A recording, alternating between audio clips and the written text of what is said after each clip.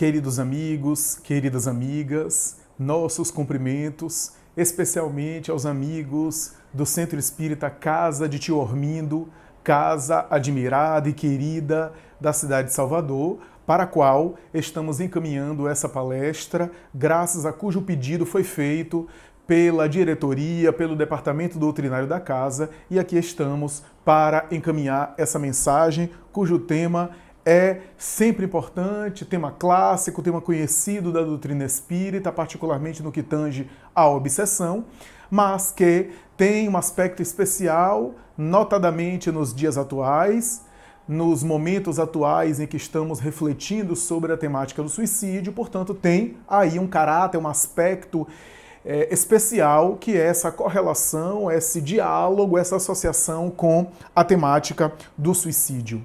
Sem dúvida nenhuma, o suicídio é um problema de saúde pública. E é assim que tem sido considerado ao longo dos tempos, nos últimos anos. Saindo um pouco da esfera moral, do julgamento, da condenação, da crítica, da censura, da avaliação para o inferno, como era comum as religiões e os religiosos assim diagnosticarem o suicídio, que o sujeito estaria condenado para o inferno eterno e para o sofrimento e a danação sem fim, como era comum assim estabelecer. O suicídio lentamente foi saindo dessa esfera de julgamento, de crítica, dessa esfera de crítica social, e lentamente foi saindo também desse aspecto negativo de ser visto como algo que não deve ser falado, como algo que não deve ser comentado, como um tema sobre o qual não se deve falar, afinal, pode-se, ao falar, entrar de alguma forma numa temática densa, numa temática negativa, e, conforme se acreditava no passado, poderia de alguma forma gerar o suicídio, atrair o suicídio de uma forma mágica, de uma forma supersticiosa. É assim que se considerava no passado, tese totalmente falsa e eminentemente superada. O suicídio, portanto, foi saindo dessa esfera de julgamento, essa esfera de moralismo distorcido, para a esfera de saúde, para um problema que, em vez de merecer o julgamento e a crítica, mereceria tratamento, estudo, intervenção, reflexão, acolhimento, abordagens as mais variadas. Portanto, hoje não há dúvidas, segundo os melhores especialistas a esse respeito, que o suicídio é um problema de saúde e deve ser tratado como um problema de saúde, uma questão de saúde. O próprio suicídio já é uma questão que merece diagnóstico. O próprio suicídio parece ser, embora não seja um diagnóstico específico, não seja uma entidade clínica, não tem, por exemplo, nos manuais de psiquiatria, suicídio como um diagnóstico, como tem depressão, como tem ansiedade. Afinal de contas, o suicídio não é uma patologia nesse sentido. O suicídio se caracteriza pela atitude, tentativa bem-sucedida ou não, de autoextermínio da própria vida. Então é, portanto, caracterizada por um tipo de comportamento. Mas é um problema de saúde mental, saúde pública e saúde mental, porque por detrás dessa atitude há fatores de alteração mental, há fatores que dizem respeito a sofrimentos psíquicos, a transtornos psíquicos que no passado não eram considerados. É como se o suicídio fosse um sintoma de algo maior. Um sintoma que deflagra, que joga para fora, que chama atenção para algo que estava silencioso, para algo que estava escondido. O que significa dizer que o suicídio marcha na contramão da natureza, marcha na contramão do próprio funcionamento basal do ser humano e da natureza de uma forma geral.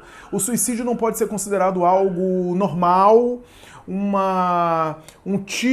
estilo de vida, uma escolha possível, porque, na verdade, quando a gente fala que o suicídio é uma escolha possível, a gente pressupõe que o sujeito está funcionando bem, fez a escolha de maneira consciente em se suicidar, como se ele pudesse escolher de maneira tranquila. Não, o suicídio é um problema de saúde pública e de saúde mental, porque se pressupõe que o indivíduo que comete o suicídio ou que tenta o suicídio não está bem, está contaminado por um sofrimento psíquico que faz ele não enxergar direito, que faz ele não ver as coisas de maneira clara, que faz ele não escolher de uma maneira livre, não fazer uma escolha de uma forma assim tão consciente, tão deliberada, que fazer a opção por suicídio não é uma opção assim racional, fria, onde ele toma a decisão isento, descompromissado com qualquer tipo de conflito. Não.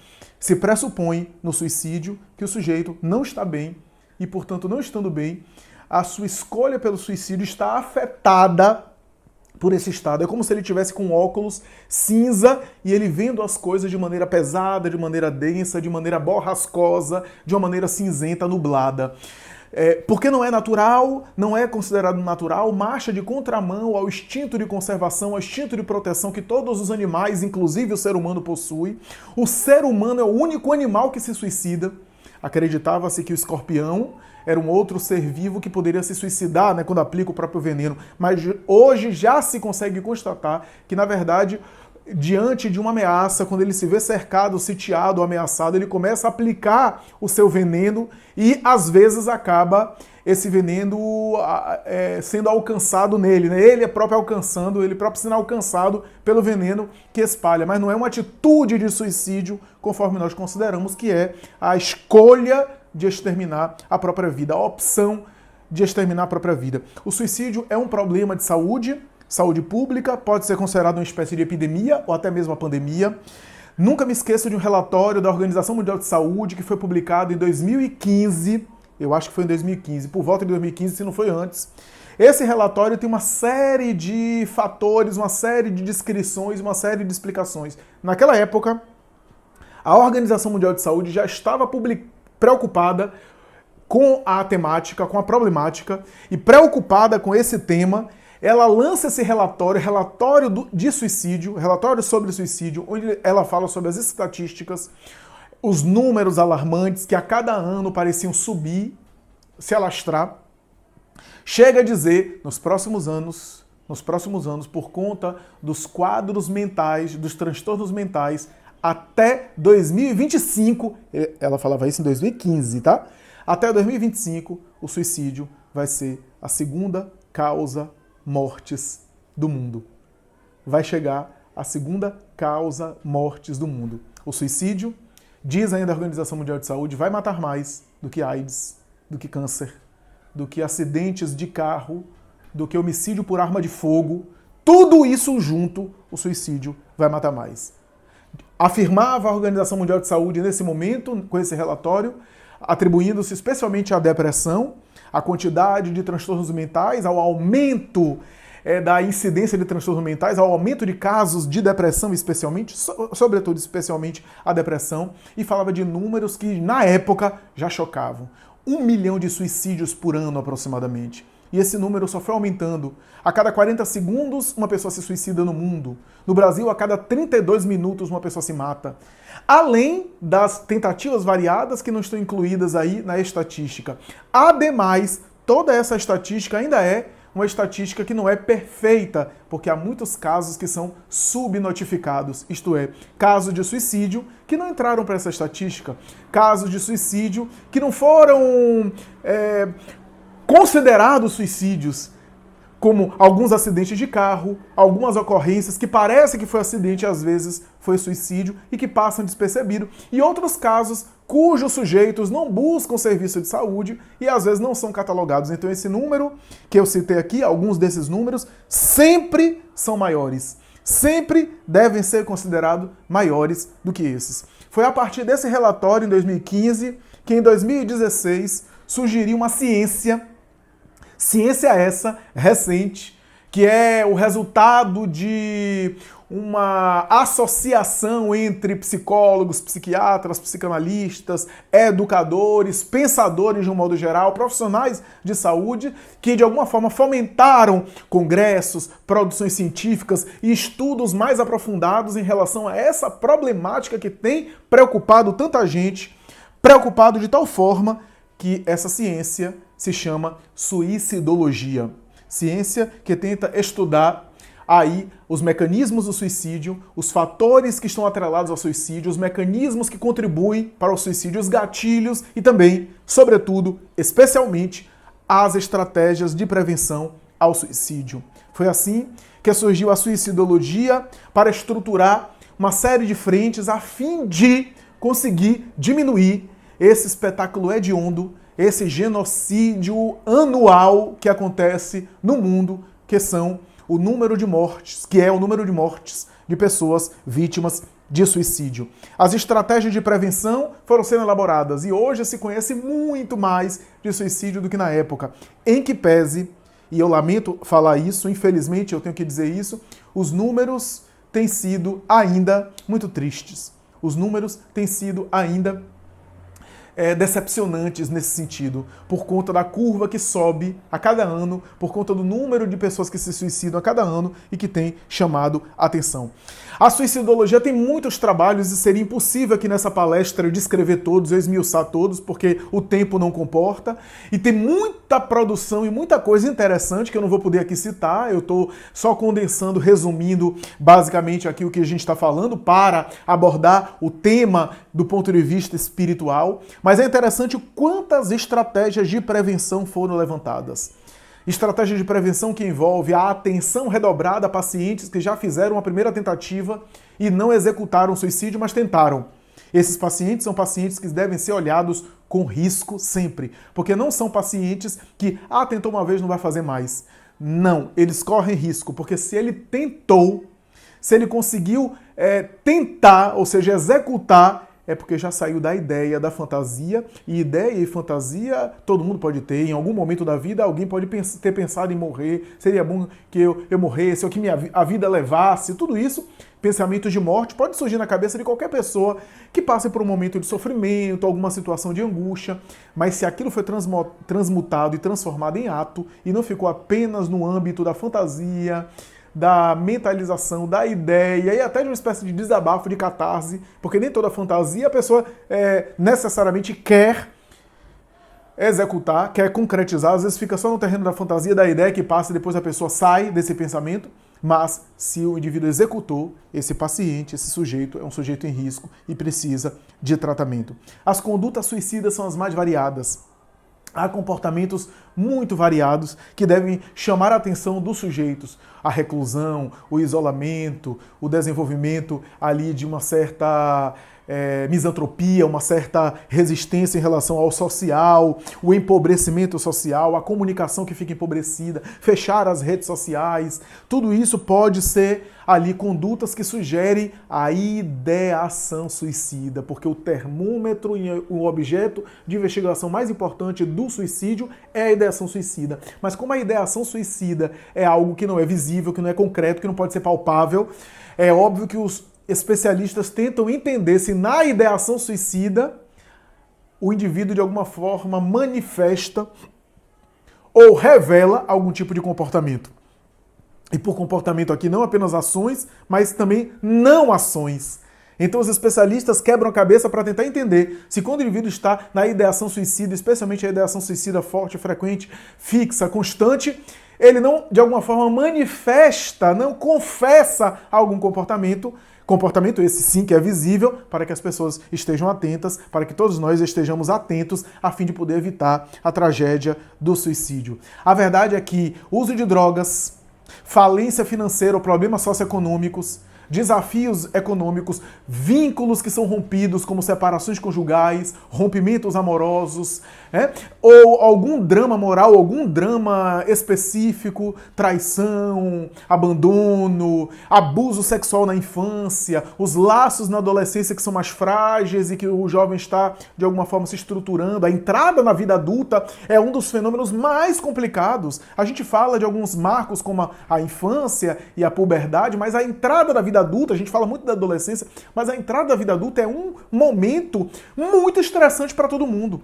A entrada na vida adulta demanda uma mudança social, uma mudança de postura, uma expectativa em cima das pessoas, nesse sentido do jovem adulto, em relação à independência econômica, independência financeira, carreira, vida sexual, constituir família ou não, vínculo de casamento, vínculo matrimonial. Tudo isso é um estresse muito grande. Ao lado disso, a gente tem um indivíduo impulsivo que ainda está fazendo laços sociais, que ainda não tem muita formação, que é mais inconsequente nesse sentido, porque não tem tantas responsabilidades, que está desenvolvendo alguns sensos éticos e assim por diante, e que ainda está amadurecendo, e, ao mesmo tempo, que ainda não tem uma identidade totalmente formada e tem esse sofrimento pela estruturação da identidade. É um período muito sofrido. Não é à toa que a psiquiatria percebe que uma quantidade grande de transtornos psíquicos, às vezes, aparece inicialmente no início da vida adulta. Boa parte dos casos de esquizofrenia se desenvolvem e desencadeiam seus sintomas no início da vida adulta.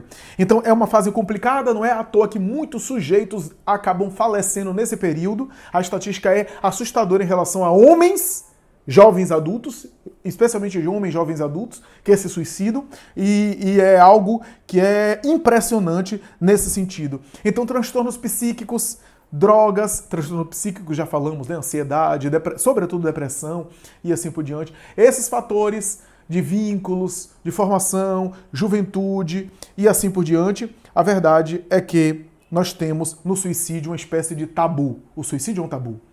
E esse tabu se demonstrou que não falar no assunto, não tocar no assunto, ninguém fala sobre suicídio, ninguém conversa sobre suicídio, não tem ajudado. Não tem contribuído. Aliás, muito pelo contrário, tem piorado a situação.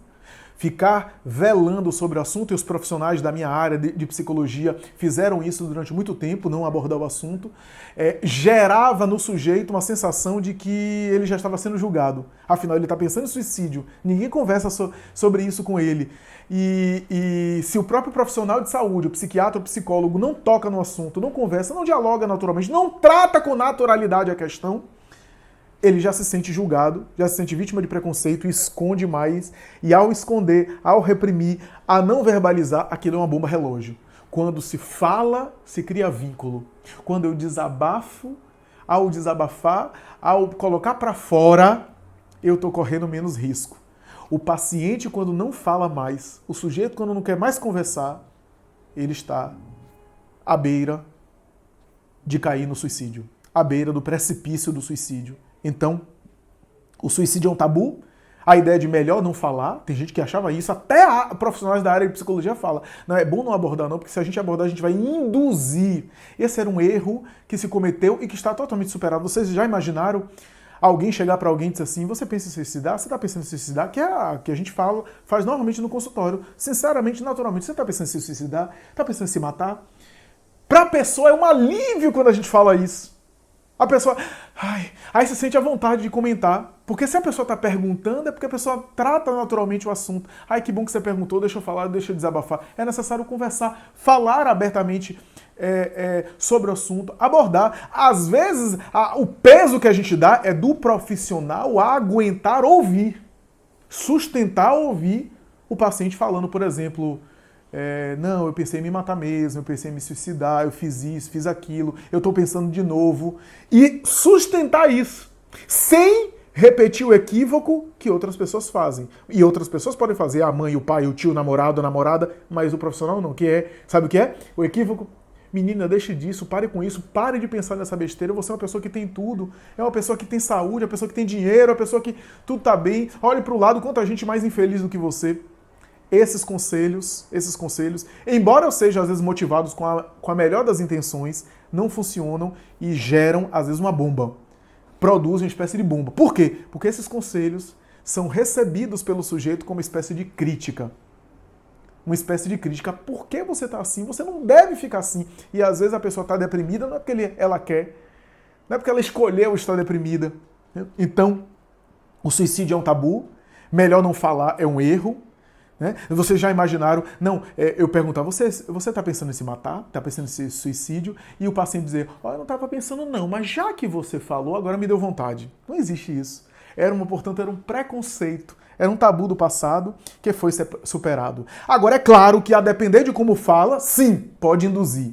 Como? Romantizando o suicídio. Alguns filmes, alguns livros, o chamado efeito Werther, que é o efeito por contágio. Havia essa história no passado, né, do efeito Werther, que na verdade remete à obra de Goethe, O Sofrimento do Jovem Werther, né? Um jovem que ficou apaixonado por uma menina, foi recusado, tentou, mas não conseguiu concretizar o seu apaixonamento romântico e optou pelo suicídio como solução. E a obra romantizou e Werther ficou como herói da obra.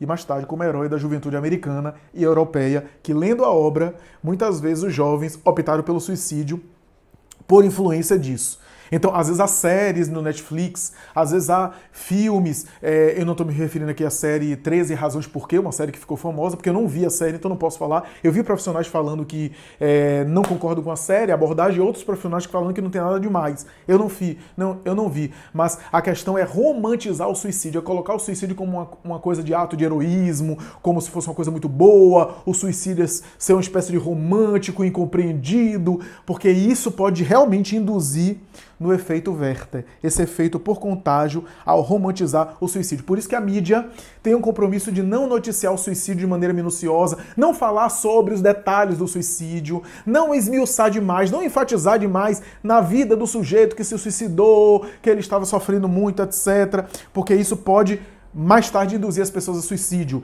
Por exemplo, noticiar que o sujeito se matou da ponte tal, se jogando naquela ponte, caindo daquela forma. Por quê? Porque pessoas que estão sofrendo e que já estão namorando com a ideia do suicídio, já estão flertando com a ideia do suicídio, já estão tentados com a ideia do suicídio, é muito comum, depois de ouvir esse noticiário, ir lá para a ponte e se suicidar. É interessante que no Rio de Janeiro, na ponte Rio-Niterói, quando a notícia vinha dessa forma, pode esperar que nos dias seguintes outros sujeitos se suicidariam naquela mesma ponte. Os profissionais de saúde já iam lá no dia seguinte, já esperando. Então, esse contágio é importante a gente evitar em função do aumento dos suicídios. Por exemplo, o noticiário de algumas celebridades. Né? É comum a mídia noticiar a morte, mas falar que o corpo foi encontrado assim, assado, etc. Que a polícia descarta a possibilidade de homicídio e não entrar em muitos detalhes, não falar, não descrever de maneira ali que o sujeito se suicidou. Por quê? Porque às vezes são celebridades, são formadores de opiniões e esses indivíduos que são muito admirados e são muito imitados podem induzir personalidades já frágeis, personalidades que já estão doentes, personalidades que já estão sofrendo, também caminhar na direção do suicídio. Então, não é uma boa abordagem, não é uma boa consideração e é necessário evitá-lo, assim como faz a mídia hoje, nem sempre fazia no passado.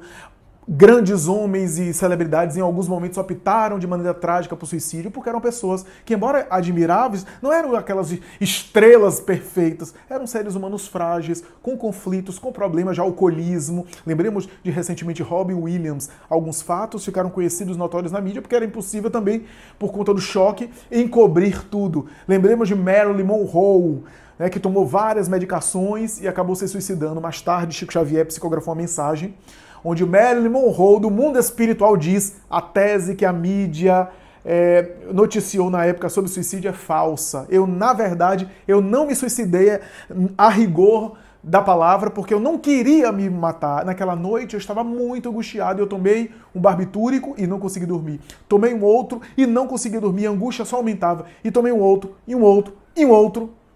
E aí, o efeito da dose aumentada da medicação gerou uma parada respiratória em mim e eu fui arrancada do corpo, dizia ela espiritualmente, numa mensagem que foi escrita por Humberto de Campos Espírito, por Chico Xavier.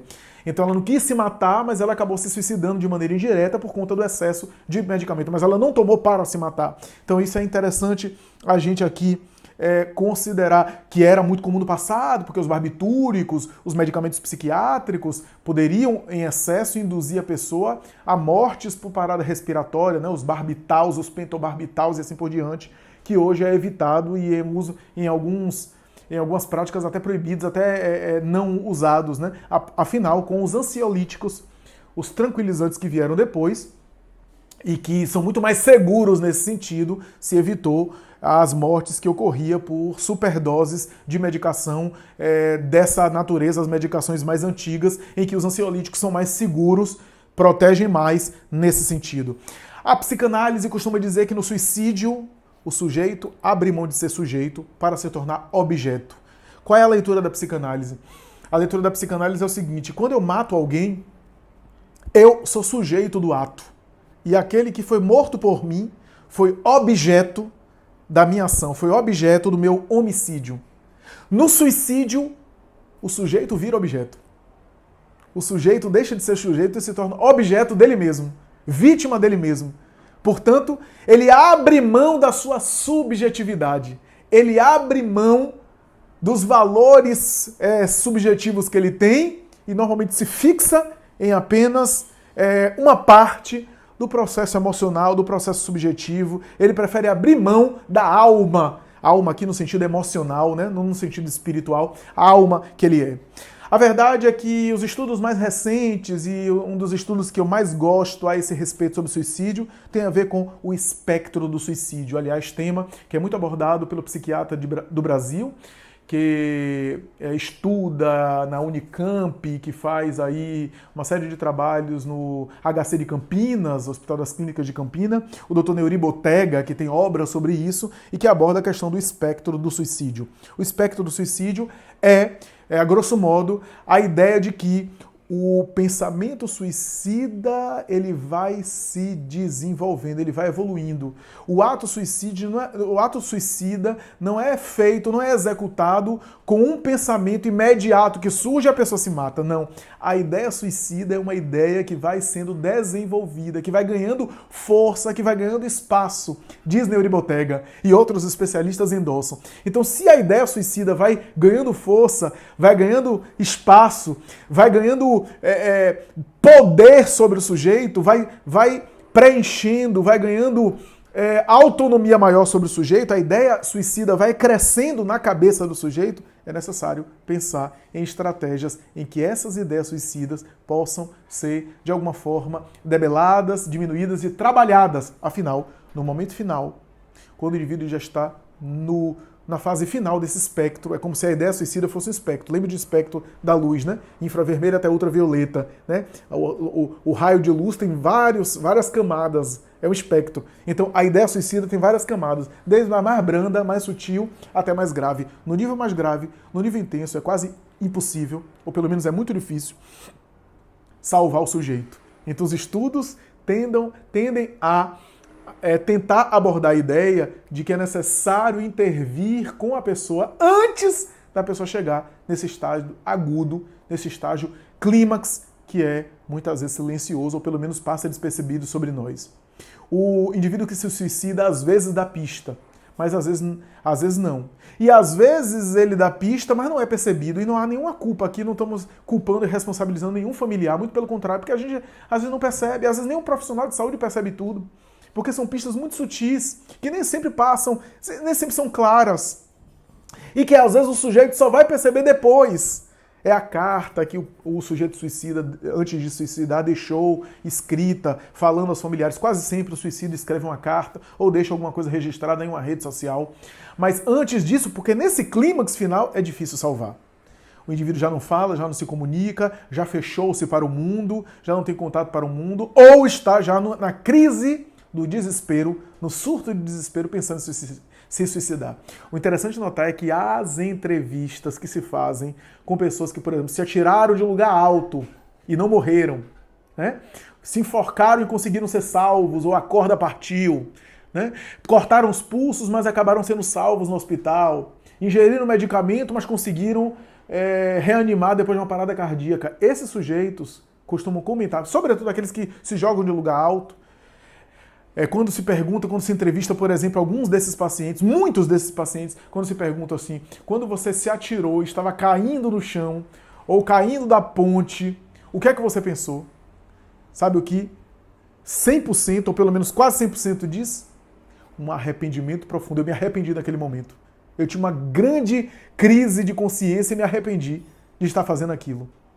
Olha só, então a gente pode perceber, portanto, que a ideia suicida também é motivada, ou melhor, o indivíduo quando vai cometer, não é a ideia na verdade, é a execução do suicídio, o indivíduo não está plenamente racional, né, como eu comentei no início da nossa palestra, no início da nossa exposição. Portanto, o espectro do suicídio tem a ver com a evolução da ideia suicida, que começa lenta e começa branda, que muitas vezes todos nós temos. Por exemplo, eu citei aqui gostaria tanto de morrer, de repente, se eu morresse, ficaria tudo bem. Ou então gostaria que a minha vida, que Deus me levasse, que a vida me levasse embora. Faz parte do espectro suicida. Ou então eu gostaria de sumir. Se eu pudesse, eu sumiria. Se eu pudesse, pegaria o carro e ia dirigir, sumia. Ou então, se eu pudesse, eu ia dormir para não acordar mais. Dormir durante uma semana. Faz parte do espectro.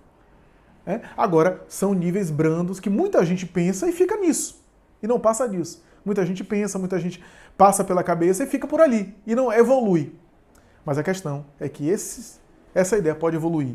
E embora muita gente não evolua, os que se suicidam começaram de maneira branda e evoluíram. E é isso que a gente precisa atentar, é isso que a gente precisa compreender. Da filosofia para a literatura, o suicídio já foi muito abordado, já foi bastante abordado, mas o que a gente precisa enfatizar aqui é que o suicídio hoje, atualmente, é considerado uma questão de saúde mental.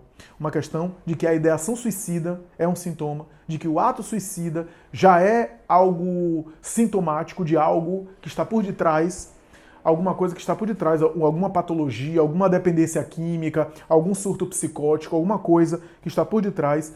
A verdade é que, no âmbito geral, nós temos o suicídio sendo considerado, por exemplo, por Dostoiévski, que abordou na sua obra literária, especialmente os irmãos Karamazov, que o suicida, ou o indivíduo que comete suicídio, ou o indivíduo que tenta suicídio, parece querer tomar a vida nas próprias mãos e parece querer ter o domínio da própria vida a ponto de dispor dela e de escolher romper o laço, cortar a experiência física, portanto, toma nas próprias mãos o papel que seria da própria natureza e que seria uma espécie de tentativa de brincar de Deus. Diz Dostoiévski que o suicida parece tentar brincar de Deus, tomando a vida nas próprias mãos e tentando dispor da própria vida e escolhendo o momento em que a vida deve parar de funcionar, o momento que a vida deve parar de transcorrer, o momento que a vida deve deixar de seguir o seu curso. Portanto, o suicida quer alterar o curso da história natural, o curso do desenvolvimento biológico, do desenvolvimento antropológico, do desenvolvimento humano natural. Albert Camus, filósofo francês, disse que o suicídio é um problema dos mais desafiantes, talvez seja o problema básico da filosofia. Porque a questão do suicídio, dizia ele, é justamente a questão de se a vida vale a pena ser vivida ou não vale. Abordar a questão do suicídio na filosofia, diz Albert Camus, é responder a pergunta se vale ou não vale a pena viver. E respondendo essa pergunta é a pergunta básica para toda a filosofia, segundo a sua forma de entender. Mas ele próprio diz que escolher exterminar a própria vida, optar pelo suicídio, mesmo chegando à conclusão que a vida não tem sentido, que não vale a pena ser vivida, não soluciona a falta de sentido da própria vida. Escolher se matar por falta de sentido da vida não consegue resolver o problema da falta de sentido da própria vida. Então, a verdade é que o suicídio foi abordado assim, em alguns momentos até apregoado, até defendido, como Schopenhauer, que chegou a defender o suicídio como solução para o problema da amargura, para o problema da angústia, mas a verdade é que o suicídio é uma questão de saúde mental, é uma questão que sai do bojo apenas da especulação filosófica e é uma questão clínica, é uma questão que deve ser tratada com terapias, com tratamentos farmacológicos, médicos, terapêuticos, psicoterapêuticos, porque o indivíduo que executa ou que já tentou, esse indivíduo não está bem. E não deve ser visto como alguém que tentou e não pode fazer de novo. De jeito nenhum. A associação com o transtorno mental é indispensável. E por que eu estou enfatizando isso? Porque quando nós lemos as páginas da doutrina espírita, nós conseguimos perceber que Kardec antecipou essa compreensão. Kardec, assessorado pelo mundo espiritual, com os espíritos que o acompanhavam e o assessoravam, que ofereciam os elementos essenciais da codificação da doutrina espírita, isto é, a obra básica do pensamento espírita, que está nos 5 livros da obra kardeciana, Allan Kardec, que recebeu dos espíritos os aspectos espirituais das coisas. Afinal, o espiritismo não vem rivalizar com a ciência, não vem competir com a ciência, não vem tomar o lugar da ciência. Diz Allan Kardec, ipsi literis, na obra da codificação, se não me falha a memória, a Gênese, o espiritismo caminha lado a lado com a ciência. Aceita tudo aquilo que a ciência comprova e acompanha tudo aquilo que a ciência verifica e conclui. Mas o espiritismo não para onde a ciência para, porque a ciência estuda os efeitos e o espiritismo recupera as causas, mergulha nas causas. Mas, se a ciência provar que o espiritismo está errado em algum ponto, qualquer ponto, a nossa tarefa é abandonar aquele ponto e ficar com a ciência. Olha só a colocação interdisciplinar, a colocação holística, a colocação de parceria que Allan Kardec faz, assessorado pelos espíritos na obra kardeciana. Mas mais do que isso, Allan Kardec recebe dos espíritos, quando aborda a temática do suicídio, seja no Livro dos Espíritos, seja no Evangelho segundo o Espiritismo, seja em outras obras, inclusive na Revista Espírita, Kardec sempre vai falar do suicídio com um aspecto de saúde mental, com um componente de saúde mental, que é coisa atual, coisa que está sendo trabalhada agora. Quer ver? Abra lá o Livro dos Espíritos. Você vai ver suicídio e loucura. Texto, aliás, que vai mais tarde fazer parte do capítulo 5 do Evangelho segundo o Espiritismo, Bem-aventurados os aflitos, o suicídio e a loucura. Abra lá na 4ª parte do Livro dos Espíritos, das Esperanças e Consolações. Você vai ver lá, desgosto da vida, suicídio. O que é desgosto da vida? Uma tristeza persistente. O que é uma tristeza persistente? Humor deprimido. Suicídio e loucura.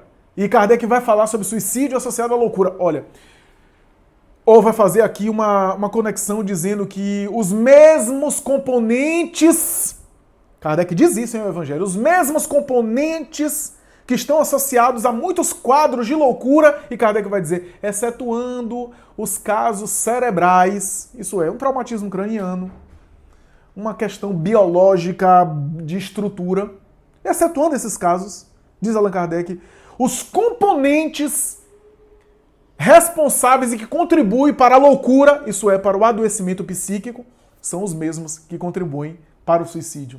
E aí ele vai explicar nesse texto emblemático, que a gente não percebe a grandeza desse texto, às vezes a gente fica na superfície, na profundidade desse texto, porque Kardec usou termos que eram da época. Esqueça aqui o termo que ele usou, mas tente entender a essência, porque eram as palavras que ele tinha, que ele dispunha no século XIX. Então a palavra loucura era a palavra presente. Ele utilizou a palavra loucura, que era a palavra que era utilizada. Loucura, na colocação de Allan Kardec, não é só a esquizofrenia, a psicose, a alienação total. Não. Por loucura, entenda tanto esses casos mais graves de psicose, como depressão, como ansiedade, como angústia. Loucura era uma palavra geral, era uma palavra abrangente, para designar qualquer quadro de transtorno e de sofrimento psíquico, tá? Então, com isso, você lê o texto de maneira diferente. O suicídio e a loucura. Quando ele vai falar sobre esses elementos e vai associar uma coisa com a outra. Ele vai falar que a cultura materialista, Cultura essa que só vê na matéria a fonte de prazer, que vê a vida de maneira imediatista e pragmática, gera, portanto, uma excitação no sujeito de ter, de se apegar, e ao mesmo tempo uma insatisfação com as coisas, porque quanto mais tem, mais insatisfeito tem, e mais insatisfeito, mais insaciável o indivíduo fica, e mais ele sofre com as coisas materiais. Ao se agarrar às coisas materiais, mais ele sofre, porque quanto mais a gente se apega e se fixa nas coisas materiais, mais a gente sofre pelas próprias coisas materiais. Olha só o paradigma que Kardec está dizendo. E isso favorece a ideia de rebeldia, a ideia de revolta, a ideia de não aceitação diante de qualquer contrariedade. E essas ideias de não aceitação, de rebeldia, de contrariedade, afetam o cérebro, diz Allan Kardec, eu diria, numa linguagem mais atual, afeta o psiquismo, afeta o emocional, que vai predispondo a pessoa aos transtornos psíquicos. A depressão não deixa de ter, sempre no processo depressivo, uma espécie de insatisfação do sujeito com ele mesmo. E essa insatisfação consigo acaba gerando a insatisfação com o mundo à volta. Então, isso daí é básico do processo ali do suicídio, que Kardec aborda, suicídio e loucura. Quando ele aborda essas questões de capital importância, desgosto da vida, tristeza persistente, que os espíritos abordam. Veja que Kardec aborda até a questão do espectro suicida. Ele vai dizer que a cultura materialista vai inoculando a ideia de revolta e de rebeldia e, portanto, vai predispondo aos poucos a ideia do suicídio na cabeça das pessoas. O que é isso? Espectro do suicídio. A evolução da ideia suicídio. A noção da gradação suicida, que deve ser rompida com outros pensamentos, com outras ideias. Então, vejamos, meus amigos, que maravilha! Mas também Allan Kardec aborda a questão da obsessão espiritual. A obsessão espiritual é, a grosso modo, embora haja obsessão entre encarnados, entre seres humanos, né? Amores possessivos, relacionamentos doentios, relacionamentos abusivos, relacionamentos de ciúme patológico, são também obsessões. Mas, a grosso modo, a gente fala em obsessão, que também pode haver de um encarnado para o desencarnado, alguém que fica chamando, que fica só fixo naquele desencarnado que já partiu. Mas, a grosso modo, a obsessão clássica, geral, a mais comum, é aquela de um desencarnado, espírito desencarnado, sobre uma criatura humana que está encarnada. Por quê? O Evangelho fala, o espírito sopra onde quer. Há uma liberdade maior na vida espiritual em relação aos espíritos que estão ainda mergulhados no corpo de carne. Então, nesse sentido, os espíritos sem a carne, mesmo estando ainda apegados ao mundo material, podem influenciar as criaturas humanas. E por isso as influências dos espíritos desencarnados sobre os homens aqui, seres humanos, é de uma natureza muito maior, a ponto de operacionalizar, a ponto de produzir as chamadas obsessões espirituais. Na obsessão espiritual, sempre há ali uma ação mental de uma entidade desencarnada dominadora sobre uma mente mais passiva e mais sujeita que se deixa dominar. Na obsessão, portanto, há essa conexão de duas mentes. A obsessão é diferente de influência espiritual negativa. Influência espiritual negativa todos nós sofremos. Basta você ficar de mau humor, que você sintoniza numa faixa e como sua mente não está sozinha, você capta essas presenças espirituais que acabam vibrando, estão vibrando na mesma faixa que você. Porque nunca estamos sozinhos no universo. Sempre tem outras mentes conectadas com a gente e vibrando da mesma forma. Ao a gente ficar de mau humor ou de bom humor, a gente sintoniza com essas mentes. Mas a obsessão espiritual é uma ação constante, é uma influência constante, é um certo domínio, afirma Allan Kardec no Livro dos Médiuns, capítulo 23. A obsessão tem três níveis de intensidade. A obsessão simples, a obsessão por fascinação, a obsessão por subjugação. A obsessão simples é, digamos assim, um transtorno, um conflito, um mal-estar. A obsessão por fascinação é quando o indivíduo começa a distorcer a realidade, começa a se achar o máximo, começa a ter a ausência de autocrítica, começa a ter certos delírios de grandeza, começa a não raciocinar sobre a sua própria conduta, não ter avaliação, começa a ficar narcisista demais. E a obsessão por subjugação é quando ele perde totalmente o senso crítico. Ele perde, inclusive, a autonomia moral e a autonomia, às vezes até corporal, de realizar. Nesse caso, a subjugação é muito confundida com processos de loucura grave, de psicose, tá? A obsessão pode ser de uma natureza vampirística, isso é por afinidade, eu uso drogas e atraio espíritos drogados, espíritos dependentes químicos que morreram pela dependência química de overdose e que se associam à minha mente. Eu sou sexólatra, eu sou promíscuo sexualmente, eu atraio então espíritos da mesma natureza. Eu sou glutão, eu atraio espíritos também que sentem necessidades do estômago e que não conseguiram superar isso.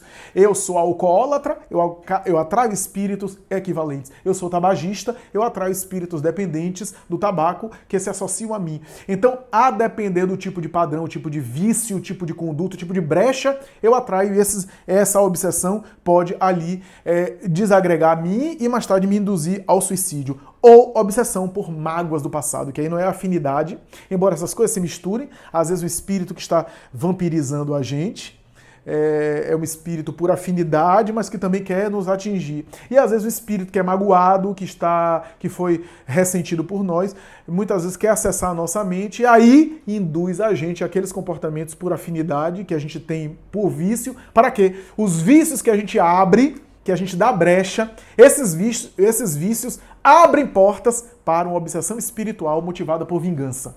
Mas o espírito por mágoas pretéritas é um espírito que nós magoamos, que nós afligimos, que nós geramos o mal. Quantas vezes a gente gera o mal? Quantas vezes a gente magoa alguém? Ao longo dos séculos em reencarnações anteriores, muitas vezes pessoas passaram por nós e a gente magoou, a gente fez o mal, a gente agrediu. E algumas dessas pessoas não nos perdoaram. E agora que encontram a gente no corpo, tentam se vingar de nós. São seres humanos como nós, talvez a gente no lugar deles faria a mesma coisa. E agora eles se desforçam de nós, agora eles investem toda a sua vingança conosco, em relação a nós. O erro deles é a falta de maturidade para conseguir superar e perdoar, porque se eles o fizessem, eles estariam bem e nós estaríamos com a dívida que fizemos com eles. E aí eles se voltam contra nós e às vezes induzindo aos indivíduos, induzindo os sujeitos ao suicídio. Não é incomum problemáticas dessa natureza, às vezes motivadas por quadros em que o sujeito se suicidou por nossa causa e agora ele vem por vingança tentando nos induzir ao suicídio também. Então isso é muito comum, não é raro e acontece a miúde. A verdade é que por detrás de processos de suicídio, às vezes há mentes, às vezes não, quase sempre ou sempre a mente de desencarnado. Por quê? Porque nunca estamos a sós. Acabamos de falar isso. Nunca estamos a sós.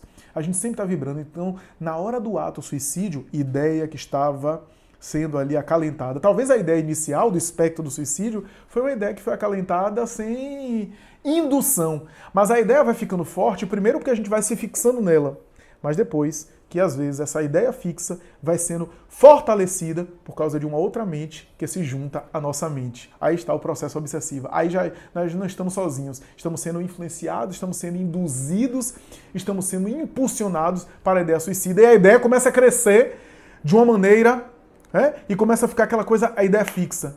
E no caso dos aspectos espirituais, a gente pode dizer também que às vezes aquele indivíduo suicida já foi suicida em 1, 2, 3 encarnações passadas. Então ele traz o condicionamento suicida. E esse condicionamento suicida, é claro que impulsiona ele a repetir os mesmos atos, a fazer as mesmas coisas, a operar da mesma maneira. E porque ele tem a matriz ali. E quando uma entidade consegue acesso à sua mente, aí a coisa fica muito difícil. Aí a possibilidade de induzir a ele a reproduzir o mesmo padrão é muito grande. Então, não raro acontece. É muito comum, na maioria das vezes, ou em quase totalidade, ou a totalidade dos casos, quando o indivíduo já comete, pode ser que ele começou pensando sozinho, mas quando ele comete o suicídio, ele já não está sozinho. Já há outras mentes interessadas no suicídio dele, por várias razões, que aqui seria difícil aqui explicar todas as razões, fluidos, etc., exploração daquele sujeito que vai desencarnar, mágoas do passado, né, e assim por diante. É muito comum espíritos tentando, de alguma forma, se vingar, induzindo o sujeito a se suicidar, porque ao se suicidar, eles próprios têm acesso, né, e retiram o sujeito do cadáver, e começam ali a vingança, ou melhor, dão continuidade à vingança que começou no processo obsessivo durante a encarnação. Então, agora é claro que a gente precisa falar, porque o tema é obsessão e suicídio, mas a gente precisa falar que a gente não pode correr o risco, correr o exagero, o risco do exagero, de a gente querer achar que todo o processo de suicídio é fruto de uma obsessão e a culpa está nos obsessores. Como o tema é esse, eu preciso fazer essa ressalva, porque há muita fantasia a esse respeito. Então a pessoa se suicidou, é porque a pessoa estava obsidiada, é porque o obsessor tomou conta dela, é porque ela já não raciocinava mais, já não funcionava mais, e aí o obsessor fez o que queria com ela e aconteceu, etc. Então é muito infantil, é muito fantasioso, é muito imaginativo a gente pensar nisso, que a culpa de todas as coisas nossas está nos obsessores. Obsessor, como diz Hermínio Miranda, obsessor é gente como a gente, tá? É gente com paixões e virtudes como a gente, equivocado e que quer vingança. Mas é ser humano como nós. Então, essa fantasia, esse mito de achar que a culpa é dos obsessores, que o indivíduo se suicidou, todo suicídio é porque ele foi obsidiado. Todo suicídio houve indução, ele não cometeu suicídio sozinho, né? Mas a gente não pode dizer que todo suicídio é provocado exclusivamente por um agente espiritual. Não. Às vezes é a própria alma do sujeito que está gritando. Né? Ele é o próprio obsessor de si mesmo. Né? Ele é o próprio obsessor de si mesmo. Nós temos que ter esse cuidado para não incorrer nesse erro, nesse problema sério. Tá? A culpa, coitado dos obsessores, os obsessores não têm culpa de tudo. É comum, há casos em que o suicídio começou com obsessão, com a ideia suicida, foi induzido pelo obsessor até chegar lá. Mas o sujeito foi concordando também, concordando aqui mentalmente. Né? E há casos que o sujeito é que procurou a ideia suicida, ficou alimentando e, como consequência, atraiu as presenças espirituais. Os dois casos. O sujeito atraiu a presença, ou o obsessor começou a obsessão, induzindo a ideia suicida, mas o indivíduo foi também assimilando e foi concordando, né? Foi tendo ressonância nele a ideia, a sugestão suicida no mundo espiritual. Por quê? Porque os obsessores, eles não determinam. Eles não determinam a nossa vida. Eles influenciam. Eles induzem. Como nós induzimos aqui as outras pessoas. Se eu ficar induzindo alguém a se suicidar, e a pessoa se suicidar, eu sou corresponsável, eu tenho uma responsabilidade. Eu induzi a pessoa a se suicidar. Eu sugeri, eu aconselhei, eu estimulei, eu incentivei a pessoa a se suicidar. Então eu tenho responsabilidade no suicídio dela, mas eu não peguei ela à força e botei uma faca no pescoço para ela suicidar, porque aí já não era suicídio, era homicídio. Então eu induzi a pessoa a se suicidar, mas se a pessoa cometeu, a escolha foi dela. Eu tenho responsabilidade pela indução, eu tenho co-responsabilidade pelo suicídio dela, pela indução, mas a escolha foi dela, porque ela poderia ouvir a minha sugestão e não acatar, e não aceitar o meu conselho. E não valorizar o meu incentivo. Né? Então, eu sou responsável pelo incentivo, mas a pessoa que escolheu aceitar o meu incentivo. Assim ocorre nas obsessões. A culpa não é dos obsessores. Aliás, a gente não precisa nem falar de culpa, a responsabilidade não é dos obsessores. Né? Na verdade, nós é que vamos concordando e vamos autorizando aquela indução espiritual. Agora há algumas exceções. Na verdade, uma exceção. E essa exceção é um raciocínio espírita baseado numa colocação que o Livro dos Espíritos traz sobre a loucura. Kardec chega a perguntar sobre o suicídio, a respeito se o suicídio é uma transgressão à lei de Deus. E os espíritos responderam que o suicídio voluntário é sempre um ato de transgressão à lei de Deus. Aí Kardec pergunta numa outra questão. O suicídio não é sempre voluntário? Por que vocês falaram suicídio voluntário? O suicídio não é sempre voluntário? Aí os espíritos respondem assim: o louco que se mata não sabe o que faz. Pausa aí pra gente explicar.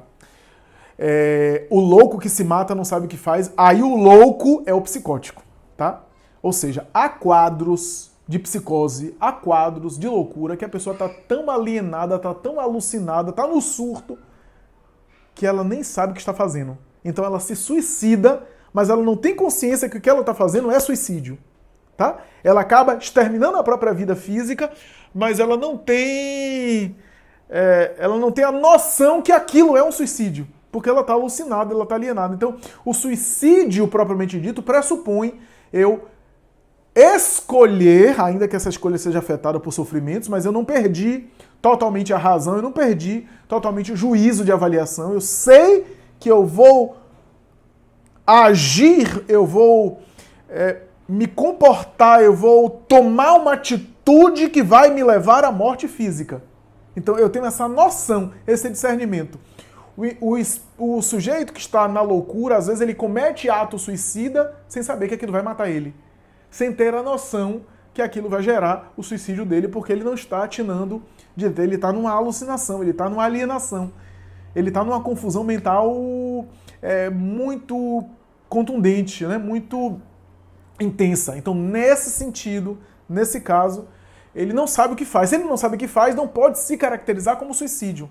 Porque o suicídio é ter o discernimento do que está fazendo, ainda que esse discernimento esteja obliterado, esteja confuso, esteja afetado. Então é nesse sentido que o psicótico, quando está em surto psicótico, às vezes que dá um impulso suicida, uma compulsão suicida, e ele não sabe que está se matando, às vezes ele faz algo achando que não vai morrer com aquilo.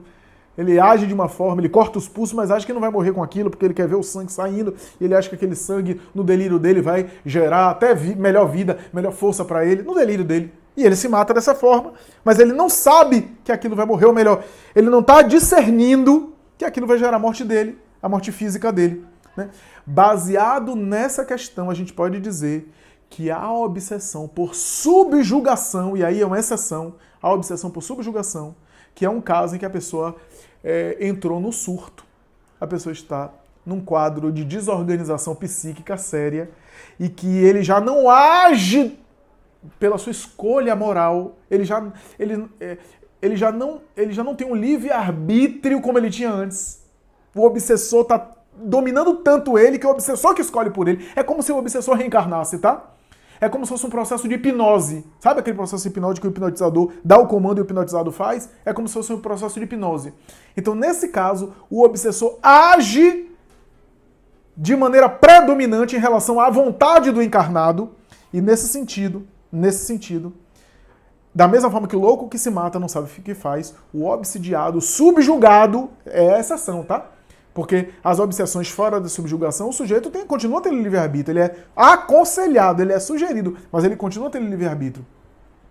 Nesse caso, o obsidiado, subjugado, ele não sabe o que faz.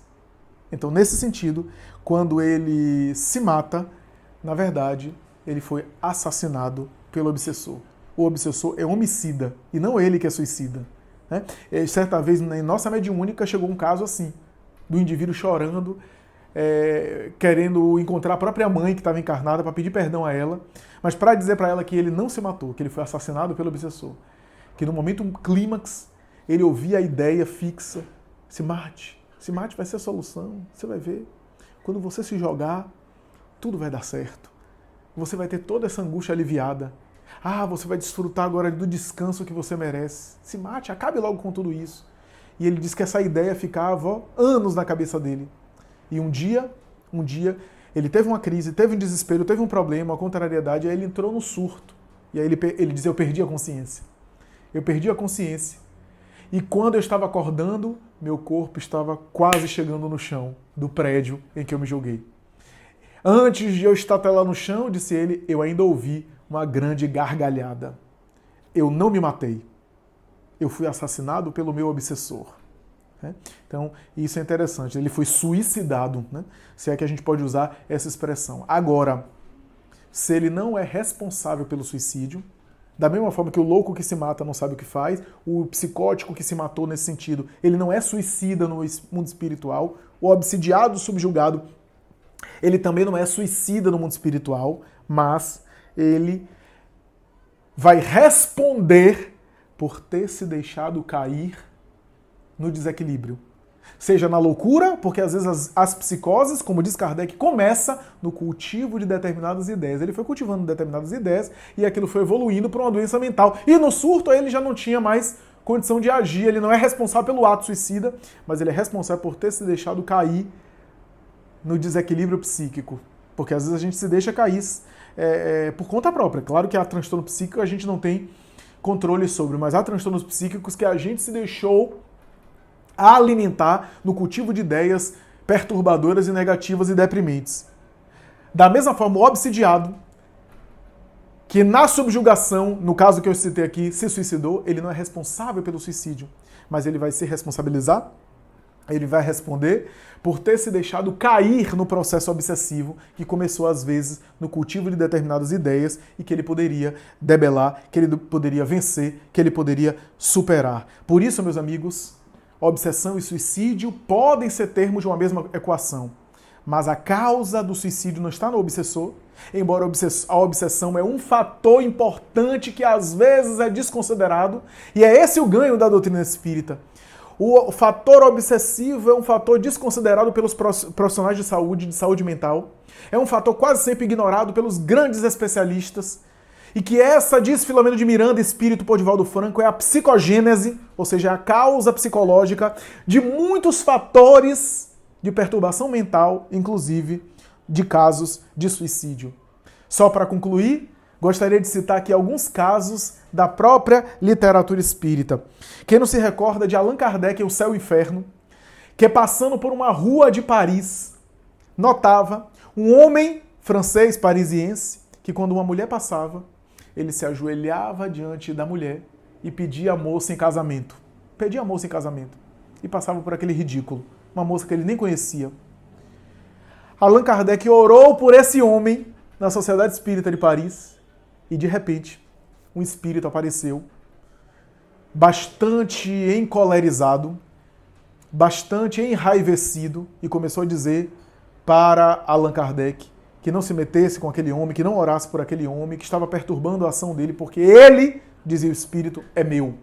E eu vou dominá-lo, eu vou aselvajá-lo, eu vou perturbá-lo, eu vou destrambelhá-lo, não se meta comigo, porque ele é minha propriedade, eu sou dono dele, eu estou dominando ele, estou quase conseguindo o que eu quero. Kardec pergunta o que é que ele queria. Eu estou levando ele ao ridículo. Toda vez que uma mulher passa, eu pego os ombros dele e empurro para baixo. Já estava no processo de subjugação. Empurro para baixo e ele pede a moça em casamento. É uma vontade incontrolável, um pensamento intrusivo que toma conta da cabeça dele e ele não consegue recuar. Olha só, em uma análise psicológica, talvez aquele homem estava sofrendo uma espécie de transtorno obsessivo compulsivo. Não é que todo transtorno obsessivo compulsivo é obsessão espiritual, tá? Mas no caso dele eram aquelas ideias obsessivas, né? O pensamento invasivo do traço obsessivo compulsivo, né? As imagens mentais ou as ideias invasivas que impulsionavam ele ao ato suicida, impulsionavam ele a cometer o suicídio, a produzir o suicídio. E nesse sentido, então, ele se sentia impulsionado, se sentia constrangido, se sentia mobilizado a executar, né, aquele ato suicida. Portanto, era uma espécie de obsessão compulsiva psicológica motivada por uma mente espiritual, portanto, por uma obsessão espiritual que fazia ele se dobrar de joelhos, pedir a moça em casamento e depois ele passava uma espécie de ressaca moral, de vergonha moral, e o espírito dizia: eu quero levá-lo a tanta vergonha e a tanto constrangimento que ele vai optar pelo suicídio. Eu estou induzindo ele ao suicídio. E quando ele se suicidar, ele vir para cá, aí ele vai ver, aí eu pego ele. Né? Porque essa era a estratégia do obsessor nesse sentido. Ivone Pereira narra a saga dela própria nas obras da sua trilogia romanceada, a trilogia de Ivone, né? Nas Voragens do Pecado, Cavaleiro de Dumier e o Drama da Bretanha, né? E narra em determinado momento a sanha dela de equívocos, um sujeito que era um grande afeto da vida dela, mas ela aprontou tanto com esse sujeito, nesses romances, eu não vou aqui esmiuçar, mas nesses romances, desde das Voragens do Pecado, que ela aprontou, ela se vingou desse sujeito, e mais tarde, no Cavaleiro de Dumier, que ela também aprontou, ela fez e aconteceu. E note só, esse sujeito tinha um pai espiritual, uma espécie de confessor, que era um sacerdote católico evangelizado, um sujeito que era dedicado ao bem, que tinha certa espiritualização, que aconselhava esse pupilo. Mas quando ele viu o pupilo sendo maltratado tanto por Ivone, e na outra obra, Ivone magoa ele tanto que ele próprio opta pelo suicídio, acaba se suicidando, desencarna por suicídio, por escolha própria, né, por opção, mas por indução da própria Ivone, que aprontou com ele. Traição, enganação, manipulação, e ele chega no mundo espiritual, suicida. o confessor dele, esse sacerdote, que era um sujeito relativamente espiritualizado, que já tinha certa noção das virtudes evangélicas, quando viu em uma encarnação, depois viu em outra, e Ivone aprontando, do mundo, ele já estava no mundo espiritual, já tinha desencarnado, quando viu isso e viu Ivone aprontando mais uma vez, esse sujeito se perturbou de tal forma. Olhe que ele era muito melhor espiritualmente do que ela, porque a gente pensa que o obsessor sempre é pior do que a gente, né? Ele era muito, muito melhor do que ela, mas ele se perturbou tanto, quando viu o filho espiritual, agora chegando no mundo espiritual, suicida por causa dela, que ele se desorganizou tanto, que se tornou um cruel obsessor de Ivone Pereira nessas encarnações. E foi ele que motivou, que induziu, não totalmente, né, como a gente explicou aqui doutrinariamente, mas ele foi um dos fatores, porque teve acesso à mente dela e porque ela carregava a consciência de culpa.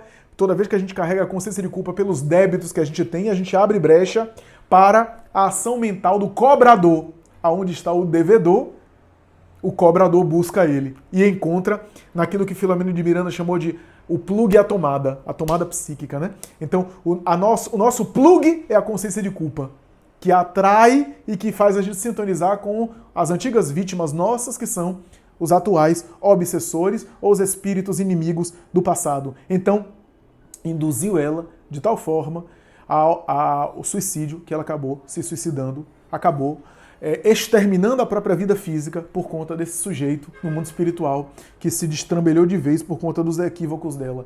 Divaldo Pereira Franco narra, e é muito conhecida a história do Máscara de Ferro, um espírito que no século XVII, por volta de 1600 e pouco, que Divaldo magoou ele muito, que fez ele muito sofrer, né, que feriu ele muito, que prejudicou ele muito, e durante os séculos esse espírito nunca esqueceu, e quando encontrou, não reencarnou, resolveu não reencarnar, ficar rebelde, e quando encontrou Divaldo no plano físico, agora reencarnado, começou a perturbá-lo no início da sua mediunidade, era a desagregação, eram os sofrimentos mais variados, eram os transtornos mais variados. O que é que aconteceu?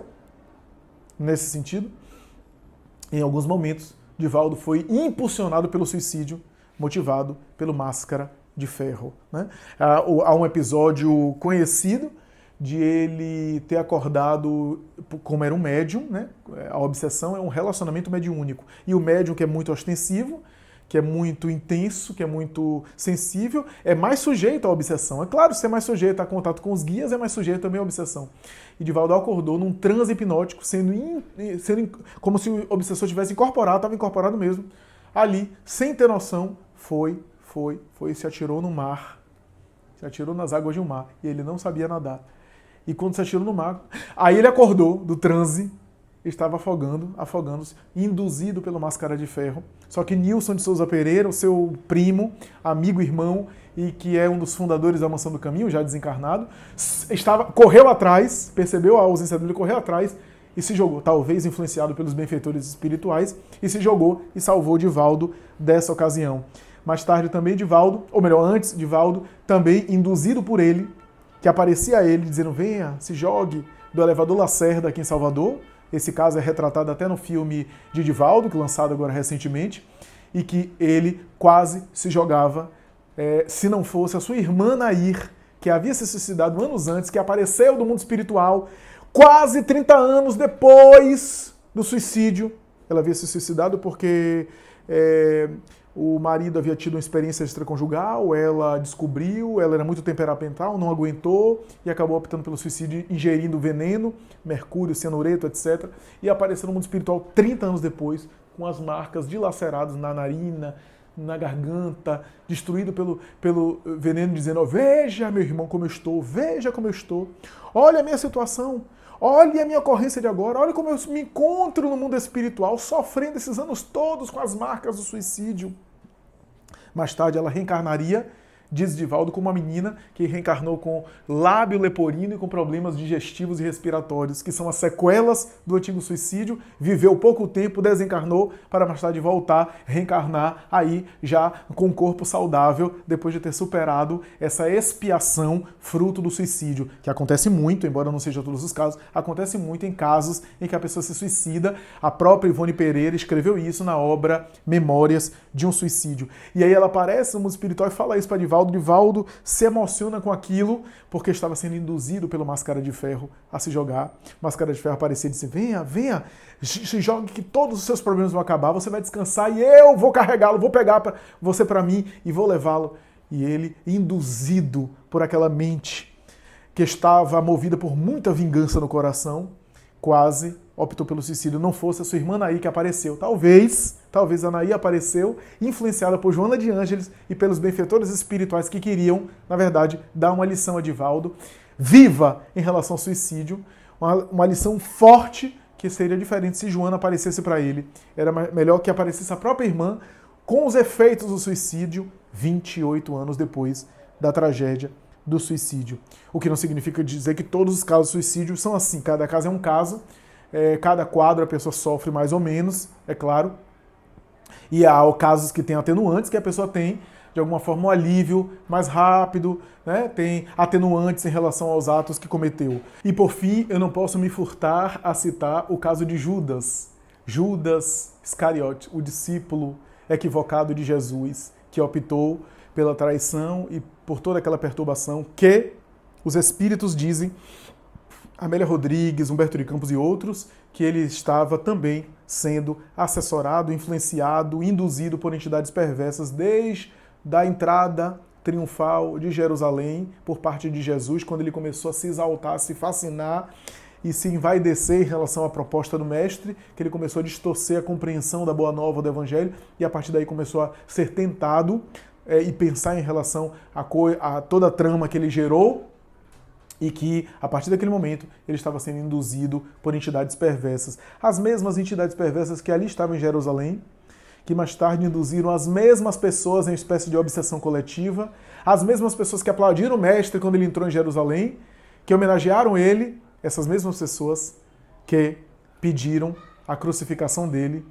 e optaram por libertar Barrabás. Eram as mesmas pessoas que estavam ali na época da Páscoa, em Jerusalém, na Cidade Santa. Judas foi vítima, dizem os bons espíritos, de uma influência espiritual perturbadora, que, claro, induziu ele a cometer os equívocos que cometeu. E mais tarde, mais perturbado ainda, quando se deu conta, essas mesmas entidades perversas também o induziram ao suicídio. O induziram à perturbação total e ao erro mais grave, que foi o suicídio. Em vez de ficar na vida física e ter a coragem de assumir as consequências do seu erro e suportar as consequências do seu erro, enfrentando, como Pedro fez, porque Pedro quase enlouqueceu de remorso, Judas optou pelo suicídio, que foi o erro mais grave, foi o equívoco mais grave. Mas a misericórdia de Deus não deixou de auxiliá-lo, porque o próprio Jesus, diz Maria Dolores, e uma outra obra também fala a mesma coisa, que eu não estou lembrado agora. O próprio Jesus, antes de aparecer a Maria Madalena, foi ao mundo espiritual inferior resgatá-lo, pessoalmente. Por essa razão é que o credo católico, que é uma espécie de intuição espiritual mediúnica, fala que Jesus, antes de ressuscitar, desceu aos infernos e ressuscitou ao terceiro dia. Desceu aos infernos para resgatar o discípulo equivocado, que mais tarde foi auxiliado para reencarnar e ao longo de séculos reencarnou, algumas em provações duras para resgatar o suicídio, culminando no século XV com Joana d'Arc, uma das heroínas e protagonistas da época da Guerra dos 100 Anos entre Inglaterra e França. E Joana d'Arc mais tarde padeceu por traição e foi martirizada, como aconteceu quando ele próprio Judas gerou o martírio do mestre, ou pelo menos foi um dos responsáveis pelo martírio do mestre, mas optando pelo suicídio. Então, Judas foi resgatado do além, e é por essa razão que quando Jesus aparece a Maria Madalena, que ela vai abraçá-lo, ele, com um perispírito materializado, mais denso, tinha acabado de chegar dos umbrais inferiores, ele pede para ela não tocar nele, porque ainda não esteve com o Pai. Talvez, pensamos nós, inclusive Maria Dolores assim argumenta, que se ele pegasse nela, diz também a Amélia Rodrigues por Divaldo, se ela pegasse nele, ela talvez seria de alguma forma envolvida por aquelas energias densas do local espiritual denso e perturbador de onde ele havia saído para resgatar o discípulo que havia se equivocado. Portanto, meus amigos, suicidar-se nunca, suicidar-se jamais. A ideia de suicídio já é um pedido de socorro. Busque ajuda, busque conversar, busque dialogar, busque ajudar as pessoas que estão assim.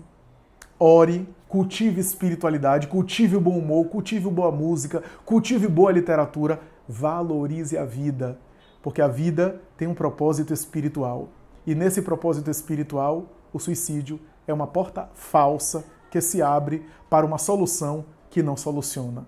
Muito obrigado, muita paz.